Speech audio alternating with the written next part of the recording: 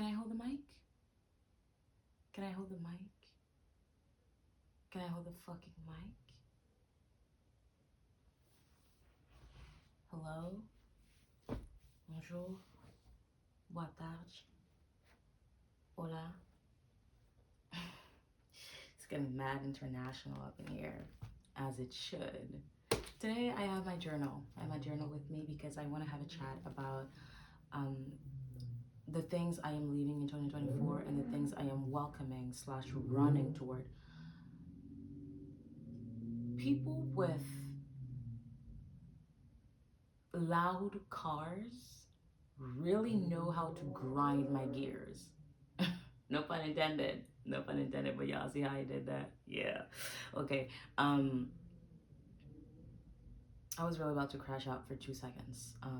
Because why does your engine sound like that? Like it should never be that loud. It's never that serious. Literally cruise down the street like a normal human being. Oh my god. Anyway, I have collected my senses again. As I was saying, I want to talk about the stuff I am leaving in 2024 and the things I am welcoming slash running towards in 2025. I've taken the time to sit down and reflect, and 2024 really brought to light a lot of things that no longer serve me. Habits that I want to drop because they are no longer supporting my growth, and I wanted to take take take a few minutes to really just think about what I want to change and how I want to do that. So let's get into it. First on my list of things I'm living in 2024 is the concept of shame and embarrassment. Yes, concept, because they're concepts. I'm really making it my mission to let go of the feelings of embarrassment and shame, especially when it comes to doing things that are in alignment with my dreams and my goals. Because why should I feel ashamed? Why should I feel embarrassed that I'm doing something that is for my greater good? You feel me? Like that's just stupid. Um, Instead, I really want to embrace the discomfort that comes with stepping into the unknown and putting myself out there for everyone to see. Because I do acknowledge that it takes courage to allow yourself to be seen trying, but it is a necessary stepping stone to get where you want to go. In my particular case, putting myself out there requires that I use social media not only as a mere spectator, but as an active participant. And that often is scary. It's scary because I tend to let myself get really concerned with the superficial things like engagement. And honestly, in this day and age, who doesn't, right? In the age of influencers, who doesn't? Engagement and outcome is king. But I have found that doing that cripples me in indescribable ways. I tend to stop myself from doing the things I want to do. Um, I just don't give myself the chance to bring my ideas to life because I'm so concerned with the outcome. Um, and I'm also really concerned with the way they look. I hold myself to incredible standards, and if I'm not able to make something into what I want it to look like in my head, then to me it is not worthy of existing. But that belief has to be squashed. It has to be nipped in the bud because it's only by doing that you get better, right? I have incredible taste. I have incredible taste in everything. But the resources and the skill set I have right now don't necessarily match the things I want to make happen in my head. But the only way I'm going to get there is by doing, is by trying, is by failing, you know? And I really have to let go of the feelings of embarrassment and shame. And like I said, embrace the discomfort that comes with that. Because they're really just, what do they call them? Growing pains? Wait, growing pains? Yeah, growing pains. They're just growing pains in order to get somewhere more beautiful. Yeah, because the place of arrival is there. There's no arrival. It's a constant journey. But you leave point A to get to point B. You get to different points on the journey, and those places I think are beautiful. But in order to get to place C, you have to leave place A, and you might stumble, you might fall, and that might be embarrassing. That's fine. That's fine. Actually, no one even cares that you fell. People don't even think of you as much as you think they do. They don't. You're only the main character in your own story. Let's keep that in mind, right? So it doesn't matter that you've fallen. What matters is that you're able to pick yourself back up and keep going. You feel me? Yeah. So, ooh, I wrote during my last therapy session. Yes, yes, yes, yes, yes. Let's talk about it.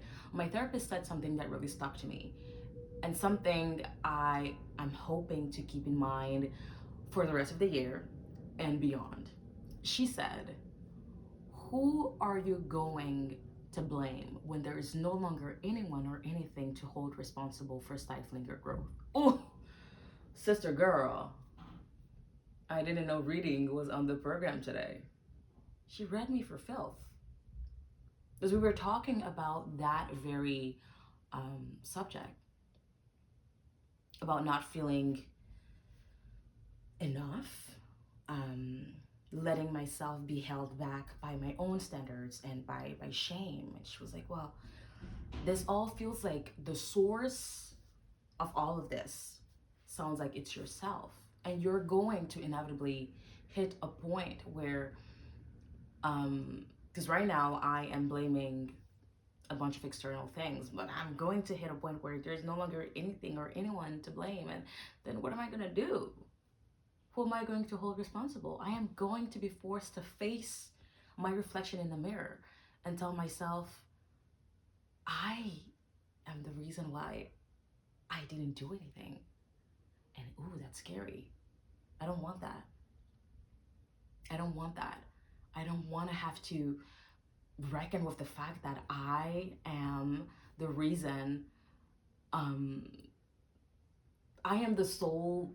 I'm the person responsible for not making anything happen in my life. Ooh, I'd much rather die. So we're gonna nip those feelings of shame and embarrassment. We're gonna nip them in the bud. 2025, we're gonna be shameless. So fucking shameless. Shameless. Well, yes, because like I said, no one even cares about you like that. So go ahead, post that video, post those pictures, post that poem, and let the people who are going to fuck with it come to you, right? Well, yes. Okay, good. Um, the other thing I really want to let go of in 2025 is fear. And fear is related to shame and embarrassment. I really want to let go of my fear of failure and my fear of judgment. Failure, similarly to shame and embarrassment, is a concept. Is a concept. I'm going to be reframing failure as a lesson, right? Because the only way to learn is by doing. And when you decide to do something and ultimately put it out there, you have to embrace the paradox of possibility. Anything can happen, and you have to embrace it. It's a contract that you're signing with the universe when you make that thing and you put it out there. So I'm just going to embrace the paradox. I'm going to do whatever it is that I want to do. And whatever happens, happens. At the end of the day, it's all easier said than done. So I think it's important to um, figure out tangible ways to do that. That being releasing the fear of failure. And what I'm gonna do is that I'm going to focus on the things I can control, and that's usually related to practicing my craft. Um, so just seizing or creating opportunities actually to actively work on my writing, my photography, my filmmaking. Basically, staying ready so I don't have to get ready. You feel me? Instead of spending time fearing failure, I'm just going to invest that energy in practicing so that that fear is no longer a thing. Um, and when it comes to my fear of judgment, what I'm going to do is to just focus on my intention. Remembering what I'm doing something for really keeps me from quitting when things do not go my way. So, for example, with this whole thing, um, I've decided to start posting these videos in order to document my journey, but also it's an act of discipline. I really want to show up for myself and prove to myself that I can stick to something. I've had an issue with remaining disciplined and remaining consistent forever, and I just do not want that to be a part of my identity anymore. So rather than co- becoming really concerned with engagement and stuff like that, when I find myself doing that, I say, oh, let's remember the intention. Let's remember what we're doing this for. These videos are primarily for me and me alone because I'm documenting the journey. If anyone finds themselves interested in what I'm doing and the things I'm saying, well, so be it. That's great. That's amazing. But the engagement and stuff like that is not the primary reason why I am doing this. And when I think like that, it releases the tension and I'm able to keep going. So now, on to the things I am welcoming slash running towards in 2025. The first thing on the list is taking action. We are taking action.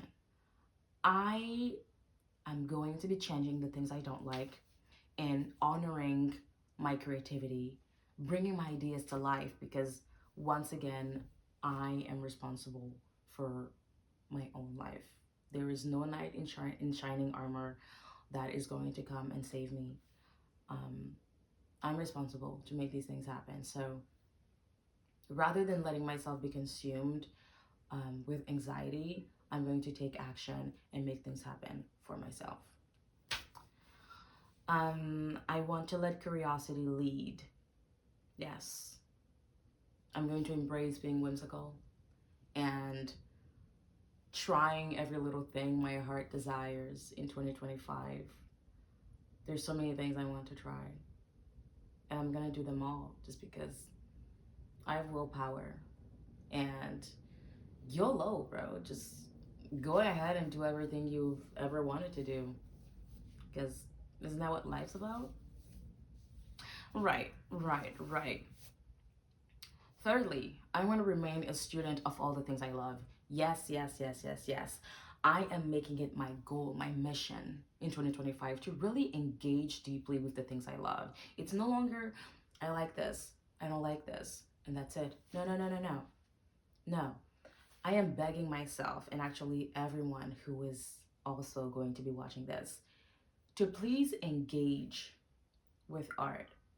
It makes you a better consumer. It just develops your eye and um, your critical sense, And if you're an artist, I think it ultimately makes you a better artist because it, like I said, it allows you to be able to speak about the things you love. When you understand why you like something and why you don't like something, as an artist, it just allows you to become better at your own craft. Um, yeah, so I really, really just want to engage and just go down rabbit holes. You know, if I like this movie, I want to know how it was done. What are the challenges that were encountered by the director and the rest of the crew? And how did they like this? And how did they make that? And how I want to go down rabbit holes. And I really, really, really want a thorough understanding of the things I am consuming. Okay. I want to remain consistent. Yes, I think I said that earlier. I want to remain consistent because I just have a lot to prove to myself. And the way I am planning on remaining consistent is by setting manageable goals, planning ahead in order to anticipate obstacles, and always, always, always remembering my intention. So, yes. And last but not least, be where my feet are. Be where my feet are. I I'm planning on letting go of all the things I cannot control. I really just being in the present because that's the only thing that is guaranteed. The past is gone, the future is not promised. You just breathe. Breathe and be where your feet are. Like I promise you're going to be fine. Yeah. You as in me. I'm going to be fine. So, that's it. I'm going to come back to this and watch it throughout the year if I ever start, tripping and stuff. But yeah, what are you on? What are your goals and your resolutions, and what do you want to make happen in 2025, and how are you going to do that? Chat with me. All right. Have a good day now. Kisses.